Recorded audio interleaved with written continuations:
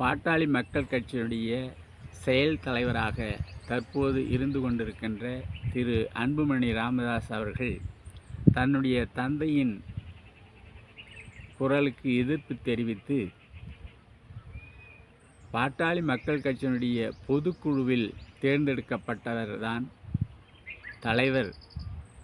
அப்படி பொதுக்குழுவில் தேர்ந்தெடுக்கப்பட்ட என்னை கட்சியிலிருந்து நீக்குவதற்கு அதிகாரம் கிடையாது.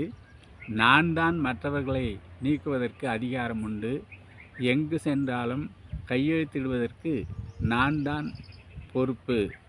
பொதுக்குழுவால் தேர்ந்தெடுக்கப்பட்ட தலைவர்தான் தேர்தல் ஆணையத்திற்கு உரிய தலைவராக இருப்பார். தேர்தல் ஆணையமும் அதை தான் ஏற்றுக்கொள்ளும் என்று சொல்லி பதிலளித்திருக்கிறார்.